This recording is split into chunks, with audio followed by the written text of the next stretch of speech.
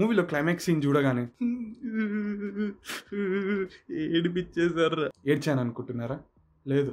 వీడేంటి కథలు పడుతున్నాడు, నేను ఏ ఫ్యాన్స్ ఫీలింగ్స్ని హర్ట్ చేయాలనుకుంటాను. ఇన్ఫ్యాక్ట్ నాకే మూవీ నచ్చింది అండ్ థియేటర్లోనే ఎక్స్పీరియన్స్ చేయాల్సిన మూవీ అని చెప్పాను. టీవీలో వచ్చినప్పుడు చూసినా కూడా ఏం కాకపోయి ఉండేదేమో. బట్ ఒక ఫ్యాన్ అయి ఉంటే థియేటర్లో చూడండి. ఎందుకు నాకు మూవీ నచ్చింది అని థియేటర్లోనే చూడాల్సిన అవసరం లేదని ఎందుకు అన్నాను, లెట్ మీ ఎక్స్ప్లెయిన్. అన్నీ చెప్తా.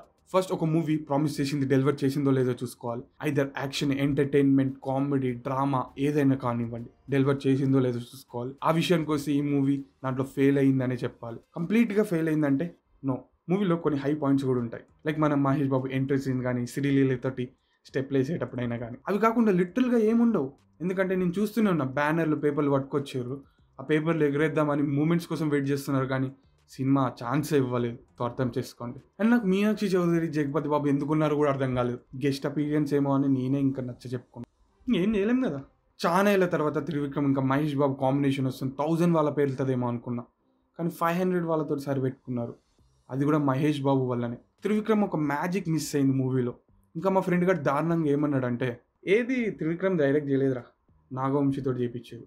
ఎస్, నాకు తెలుసు నాగవంశి ప్రొడ్యూసర్, కానీ వాడు అట్లా అన్నాడు అంతే. త్రివిక్రమ్ ఇంకా మహేష్ బాబు కాంబినేషన్, త్రివిక్రమ్ తన మ్యాజిక్ చేయలేకపోయిండు, కానీ మహేష్ బాబు తన రోల్ని పర్ఫెక్ట్గా ప్లే చేసిండు. ఆ 500 వాళ్ళ కూడా అందుకే వెళ్ళినాయి.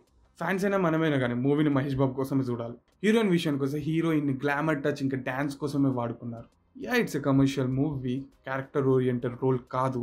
బట్ ఎనీవేస్, వాటమ్మా, యాక్చువల్గా చెప్పాలంటే screenplay was written well, but Mahesh బాబుకి హైప్ ఇవ్వలేకపోయినాయి. అందుకే కదా ఫ్యాన్స్ కూడా నచ్చింది. త్రివిక్రమ్ అమ్మ త్యాగం అనే స్టోరీ లైన్ ని తీసుకొని తన వే ఆఫ్ స్టైల్లో చూపిద్దాం అనుకున్నాడు, కానీ అందరికి ఎక్కలేదు. అది బ్యాడ్ లక్. యాక్చువల్ స్టోరీ విషయానికి వస్తే, అమ్మ ప్రేమ కోసం చూసే కొడుకుని దూరం పెట్టాలనుకున్నాము. స్టార్టింగ్లో ఎందుకు పెట్టాలనుకుంటే మనకు కూడా అర్థం కాదు, కానీ కిటికీ నుంచి బయటికి చూసే ఎక్స్ హస్బెండ్, తాగబోతైన ప్రెసెంట్ హస్బెండ్, సంతకం కోసం తన కూతుర్ని హీరో దగ్గరకు పంపించిన ఒక లాయర్, సంతకం కోసం హీరో దగ్గరికి పోయి హీరో చేసే ఫైట్ ని చూసి లవ్ లో పడిపోయిన హీరోయిన్, కితకితలు పెట్టే కమీడియన్, పవర్తో ఊగిపోతున్న పన్ను ముసలి తాత.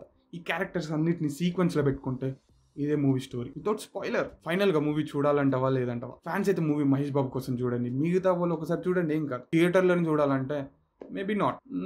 సంక్రాంతి పండుగ కదా, చూడండి ఫ్యామిలీతో, బట్ మీరు డిసైడ్ చేసుకున్నది. సో నేను చెప్పిందంతా విని థియేటర్స్లో ఈ సంక్రాంతికి ఈ మూవీని చూస్తారా లేదా? ఆల్రెడీ చూసి ఉంటే ఏమనుకుంటున్నారు కామెంట్లో రాయండి, ఎందుకంటే నేను పక్కా చదువుతా, ఏం ప్రాబ్లం లేదు, రాయండి. వీడియో నచ్చితే లైక్, షేర్, సబ్స్క్రైబ్ చేయండి. నా ఛానల్ వేరే వీడియోస్ కూడా చూసి సబ్స్క్రైబ్ కొట్టండి. Until then